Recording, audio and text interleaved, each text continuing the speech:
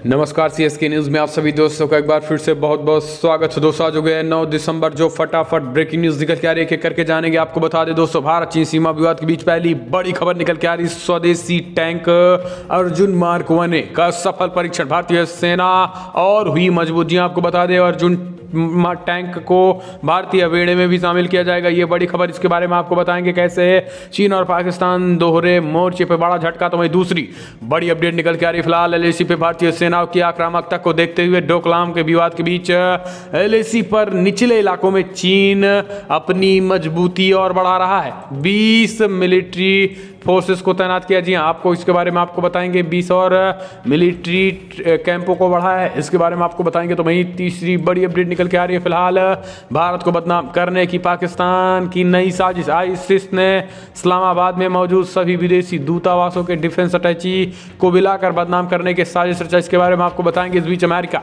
भयानक अपराध कर रहा है जिसे माफ नहीं किया जा सकता है। चाइना ने दिया अमेरिका को युद्ध की धमकी, इसके बारे में आपको बताएंगे। तो सब कुछ खबरें एक एक करके जानेंगे। प्रधानमंत्री मोदी कतर के अमीर से भी बातचीत की, आगामी राष्ट्रीय दिवस की भी बधाई दी है। तो वहीं किसानों के मुद्दे पे आपको बता दें, गृह मंत्री अमित शाह की आपात बैठक, किसानों के 13 किसानों के साथ बैठक की गई है। इसके साथ ही आज होने वाली बैठक को भी रद्द कर दिया गया है। जानेंगे इस बैठकों में क्या हुआ है। लेकिन इस बीच राजस्थान में किसानों के, फर्जी किसानों के, कांग्रेस समर्थित किसानों का पोल खुल गई। राजस्थान की पंचायत इलेक्शन में 1833 सीटों पर बीजेपी का कब्जा, कांग्रेस का सुपड़ा साफ राजस्थान में भी।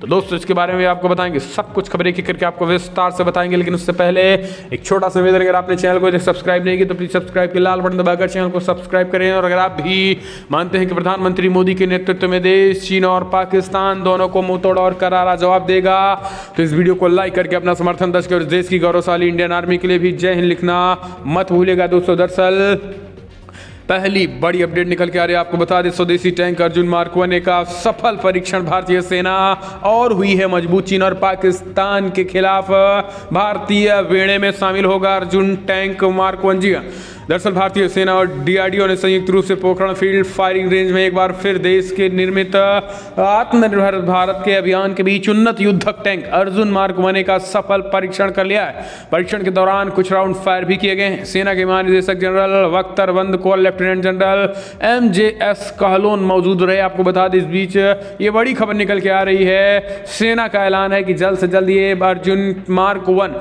बेड़े में भी शामिल होगा। आपको बता दें, खास करके पहाड़ी इलाकों में ब्रह्मास्त्र हासिल है, खास करके एलएसी और पीओके जैसे इलाकों में चढ़ाई करने के लिए अर्जुन मार्क 1 चीन और पाकिस्तान के दांत खट्टे कर देगा। हम चलते हैं, अगले अपडेट लेते हैं। फिलहाल बड़ी खबर है, एलएसी पे भारतीय सेनाओं की आक्रामकता के बीच डरे चाइना ने 20 और आर्मी कैंपों को बनाने का ऐलान कर दिया है। जी हाँ, बड़ी खबर, बढ़ा रहा है सैनिकों को लगातार। वास्तविक नियंत्रण रेखा एलएसी के पास निचले इलाकों में चीन कई सैन्य कैंप बनाने में जुट गया है। 2017 में डोकलाम गतिरोध के बाद उसने सैन्य टकराव की सिचुएशन में अपनी तैयारी पुख्ता रखने के इरादे से यह काम किया है। शुरुआती सूत्रों ने दावा किया है कि फिलहाल गौरतलब है कि इस साल मई में भारत के साथ चीन की सेना तनावपूर्ण सिचुएशन में आमने सामने है। सर्दियां शुरू होने के बाद भी दोनों देशों के सैनिक बर्फीले पहाड़ों पर तैनात है। सरकारी सूत्रों के मुताबिक करीब 20 चीनी कैंप निचले इलाकों में एलएसी के पास देखे गए हैं। इनके आसपास नागरिक गतिविधियां भी देखी गई हैं। सूत्रों के मुताबिक इन कैंप्स की मदद से चीनी सैनिक अपनी सीमा के अंतर बेहतर तरीके से पेट्रोलिंग कर पाते हैं। तो ये एक बड़ी खबर आपको बता दें कि फिलहाल भारतीय सेनाओं की आक्रामकता को देखते हुए चाइना इस तरीके से डरा हुआ है, बौखलाया हुआ है, अब नए नए कैंपों की तैयारी कर रहा है। हम चलते हैं, अगली अपडेट लेते हैं। फिलहाल अमेरिका भयानक अपराध कर रहा है जिसे माफ नहीं किया जा सकता है, फिर से रोया चीन। जी हाँ, दरअसल चीन की सत्ता चल रही कम्युनिस्ट पार्टी से जुड़े अखबार ग्लोबल टाइम्स ने कोरोना को लेकर अमेरिका की कड़ी आलोचना की है। अखबार ने कहा है कि फिलहाल कोरोना महामारी की वजह से शुरू हुई आपदा में अमेरिका फंस गया है। सरकार अपना रुख नहीं बदल रही है और ना ही लोगों को कोरोना से जुड़े नियमों को मानने के लिए एकजुट कर रही है। चीनी अखबार ने कहा है कि अमेरिकी सरकार ऐसा भयानक अपराध कर रही है जिसे माफ नहीं किया जा सकता है। आपको बता दें, अमेरिका देश ऐसा देश जहां कोरोना के सबसे अधिक मौतें हुई हैं। 2,88,000 से अधिक लोग अमेरिका में कोरोना से मारे जा चुके हैं। आपको बता दें, दिसंबर के पहले 5 दिनों में अमेरिका में कोरोना के 10 लाख नए मामले सामने आए थे। हम चलते हैं अगले अपडेट। फिलहाल बड़ी खबर निकल के आ रही, भारत को बदनाम करने की पाकिस्तान की साजिश, पाक की खुफिया एजेंसी ISI ने किया है नया कारनामा। आपको बता दें, अपने आका चीन को खुश करने के लिए और खुद को FATF की जाल से बचाने के लिए पाकिस्तान की भारत को बदनाम करने की एक और नापाक चाल सामने आई है। पाकिस्तानी खुफिया एजेंसी ISI शुक्रवार को अपने मुख्यालय में पाकिस्तान में मौजूद सभी विदेशी दूतावासों के डिफेंस अटैचियों को बुलाकर भारत को बदनाम करने की साजिश से चाहा है। अपने आका चीन को खुश करने के लिए पाकिस्तान कोई कोर कसर नहीं छोड़ना चाहता है। अब पाकिस्तान ने भारत को अंतर्राष्ट्रीय स्तर पर बदनाम करने के लिए एक और प्रोपोगेंडा करने की साजिश रची। साजिश के तहत पाकिस्तान ने अपने देश में मौजूद सभी विदेशी देशों के दूतावासों से उनके डिफेंस अटैची को 11 दिसंबर को ISI मुख्यालय भेजने को कहा है। आपको बता दें, इसका मुख्य एजेंडा है कि भारत को आतंकवाद के रूप में बदनाम किया जा सके। दरअसल पाकिस्तान अब दुनिया में ये कहता हुआ रोता फिर रहा है कि भारत हमारे देश में बलूचिस्तान BLA यानी बलूचिस्तान लिबरेशन आर्मी के आतंकियों से हम पर अटैक करवा रहा है। दरअसल आपको बता दें, बलूचिस्तान लिबरेशन आर्मी एक सैनिक है, बलूचिस्तान की सेना है, लेकिन पाकिस्तान उसे आतंकी मानती है। उनका कहना है कि भारत इन्हीं बलूचियों का प्रयोग हमारे खिलाफ कर रही है। हम चलते हैं, अगले अपडेट लेते हैं। आपको बता दें, फिलहाल बड़ी खबर, अमेरिका ने ताइवान को हथियारों की बिक्री की मंजूरी दी। फिर से भड़क गया चाइना का। आखिर क्या चाहता है अमेरिका, हमें साफ साफ बता दें। जी हाँ, आपको बता दें, फिलहाल 8 दिसंबर अमेरिका के राष्ट्रपति डोनाल्ड ट्रंप के प्रशासन ने ताइवान को हथियारों की एक नई बिक्री की मंजूरी दे दी है। अमेरिका के विदेश मंत्रालय ने सोमवार को कहा है कि फिलहाल उसने ताइवान को $28 करोड़ के उन्नत सैन्य संचार उपकरणों की बिक्री की मंजूरी दे दी है।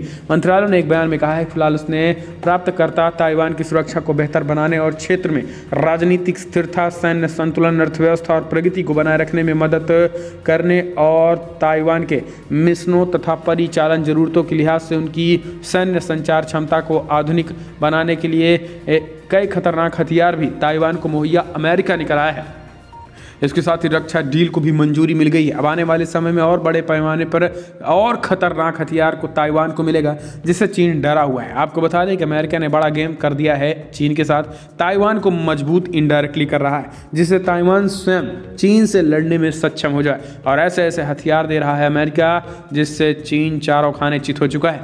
हम चलते हैं अपडेट। फिलहाल प्रधानमंत्री मोदी ने कतर के अमीर से की बात, आगामी राष्ट्रीय दिवस की दी बधाई। जी हाँ, दरअसल प्रधानमंत्री मोदी और कतर के अमीर शेख तमीम बिन हमाद अल थानी ने मंगलवार को फोन पर बातचीत की और निवेश के प्रभाव और ऊर्जा सुरक्षा के क्षेत्र में द्विपक्षीय संबंधों को मजबूत करने का संकल्प भी लिया है। और खाड़ी देश द्वारा भारत में निवेश को आगे बढ़ाने के लिए एक विशेष टास्क फोर्स गठित करने का भी फैसला किया गया है।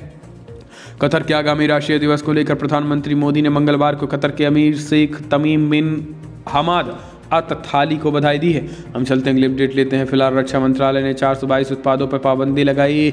अब ये उत्पाद CSD में नहीं आएंगे नजर। जी हाँ, दरअसल रक्षा मंत्रालय ने CSD में बिकने वाले चीन समेत कई देशों के 422 उत्पादों पर प्रतिबंध लगा दिया है। अब ये उत्पाद CSD में नजर नहीं आएंगे। रक्षा मंत्रालय के CSD में बिकने वाले उत्पादों से रोक लगाने से अधिक नुकसान चीन को होगा। इनमें से 220 उत्पाद चीन से सीधे आयात किए जाएंगे, वहीं 16 अन्य देशों के जरिए आयात किए जाते हैं। चीन के अलावा वियतनाम दूसरे नंबर पे है, जहां से अब 42 उत्पादों का आयात नहीं किया जाएगा। हम चलते हैं अगले अपडेट। फिलहाल बड़ी खबर निकल के आ रही है राजस्थान में, जहां पर भारतीय जनता पार्टी की जबरदस्त तरीके से जीत, कांग्रेस का सफाया। जी हाँ, राजस्थान में किसान कितना मोदी विरोधी हो चुका है, यानी किसान कितना भाजपा का विरोध कर रहा है, इसकी बानगी एक बार फिर से किसानों ने भारतीय जनता पार्टी पर अपना विश्वास दिखाकर जता दिया है। राजस्थान में हुए पंचायत समिति और जिला परिषद चुनाव के परिणाम बीजेपी के लिए अच्छे रहे। आपको बता दें, बीजेपी के समर्थन में रहे। राज्य चुनाव आयोग के मुताबिक बीजेपी ने 1833 सीटों पर जीत हासिल की है, जबकि सत्ताधारी कांग्रेस को झटका लगा, महज 1700 सीटों पर जीत कर सकी है। वहीं पंचायत चुनाव के रिजल्ट के बीच आपको बता दें कि भारतीय जनता पार्टी भी जबरदस्त तरीके से यहाँ पर भी जीत दर्ज की है।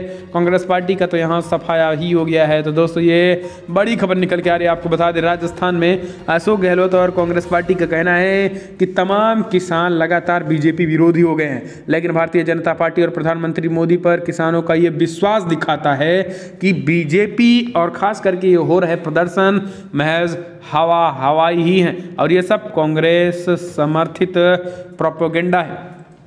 हम चलते हैं अगले अपडेट। आपको बता दें, भारत बंद के बाद किसान नेताओं के साथ गृह मंत्री अमित शाह की 2 घंटे हुई बातचीत। जी हाँ, 13 किसान नेताओं के साथ कल गृह मंत्री अमित शाह की हुई है बैठक। ये बड़ी खबर जी। दरअसल आपको बता दें, फिलहाल अखिल भारतीय किसान सभा के महासचिव हनन मुल्ला ने कहा है कि सिंधु बॉर्डर पर कल दोपहर 12 बजे हम एक बैठक करेंगे।